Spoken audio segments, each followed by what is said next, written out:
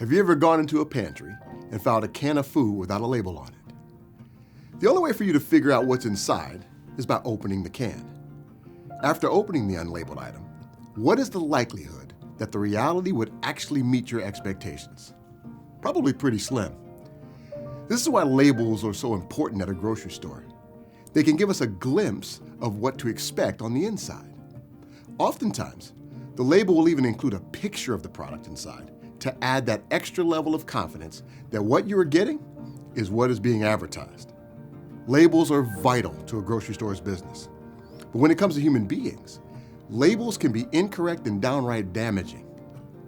Have you ever heard someone remark, "He's the forgetful one," "She's a slow learner," or "He's the problem child"? Sometimes we can be quick to label someone without having much knowledge of who they really are.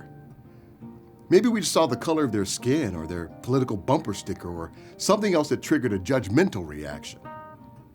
Several years ago, I remember reading how our brains are wired to make those kinds of snap judgments as a means of self-protection and decision-making. I don't remember the source, but I found it fascinating. It may be true, but what I do know is that those snap judgments raise a huge red flag for interpersonal relationships, especially if we don't monitor our biases. In the Apostle Paul's second letter to the Corinthian church, he addressed a similar situation that was taking place among them and gave us a different perspective. So from now on, we regard no one from a worldly point of view. Though we once regarded Christ in this way, we do so no longer. Therefore, if anyone is in Christ, the new creation has come, the old has gone, the new is here. The church in Corinth may have been a diverse congregation, but accepting and receiving one another as equals was in short supply. They were still employing a worldly point of view by placing discriminatory labels on each other. And because of this, you had people that were separating themselves into their own groups according to their own biases, be it their race, their wealth, statuses, or culture. Their judgmentalism was not only disrupting their fellowship, but it was also a bad witness for those outside the church.